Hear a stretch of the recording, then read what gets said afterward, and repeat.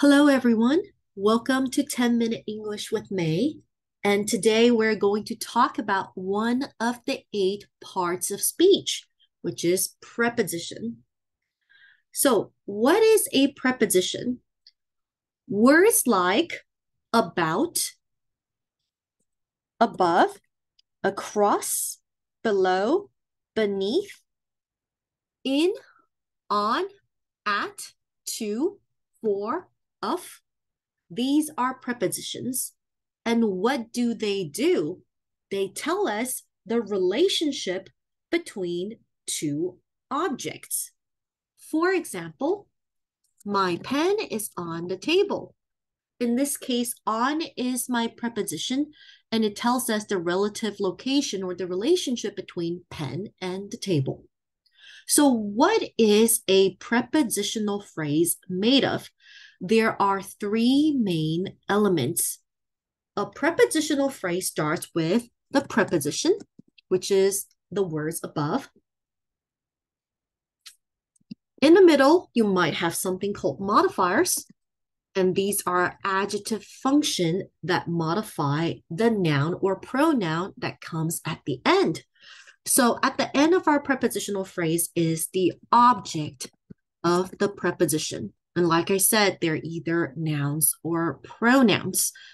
So in this example, my pen is on the table. On is the preposition. The is the modifier. And table is the object of the preposition.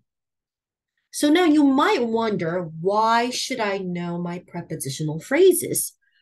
It is because a prepositional phrase is what we call a modifier phrase.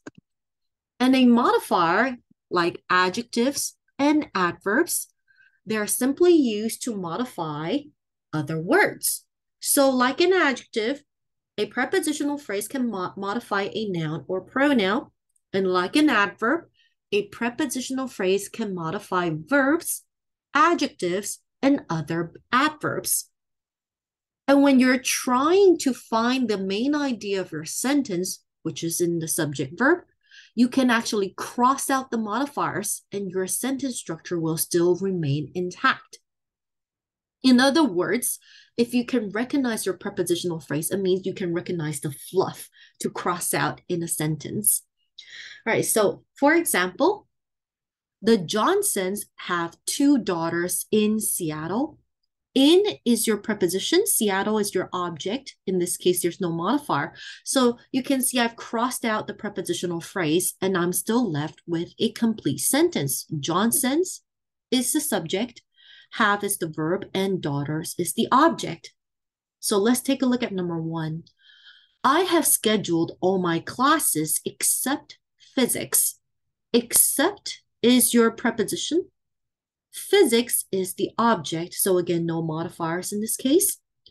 I is your subject, have scheduled is your verb, and classes is your object. So keep in mind that a verb can be more than one word, right? Some students say, oh, have is the verb, or scheduled is the verb. No, it's actually have scheduled, present perfect tense. That is the complete verb. All right, so let's move on to number 3. The crackling of the cozy fire made me sleepy. So what is the preposition? Of. The and cozy, they're adjectives, they're modifiers. Modifying fire, which is a noun that functions as the object of the preposition. And now you have the main idea left. The crackling is your subject. So you can see it's not the fire because a prepositional phrase is not a part of the sentence structure. It's just a modifier.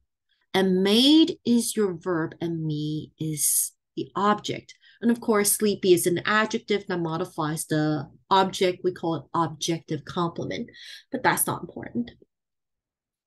All right. And now let's move on to something that is trickier.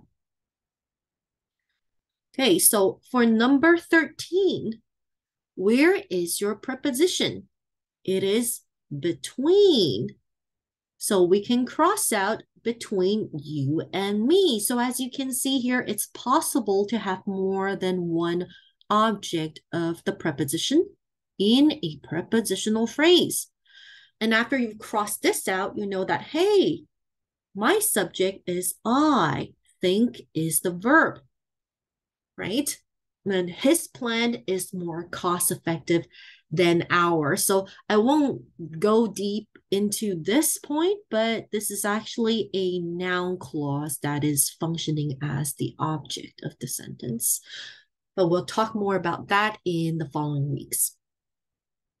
All right. So one last example.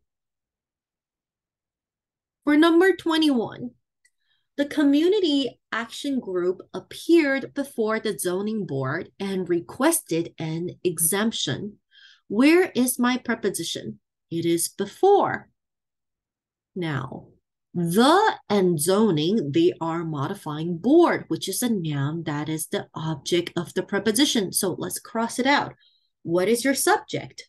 It is actually group, or the community action group, appeared and requested. That is your verb. That's called compound verb. And of course, the exemption or an exemption, that is your object. And that is prepositional phrase. So a quick recap of what we learned today. A prepositional phrase starts with a preposition. It has modifier in between, like the and zoning in this example. And it ends with the object of the preposition, which is a noun or a pronoun. So by crossing out a modifier phrase, a prepositional phrase, you can isolate the main idea, which is the subject verb and usually the object of the sentence. And it makes subject verb type questions a lot easier if you're trying to take the SAT test. All right, so thank you for listening, and I will see you next time.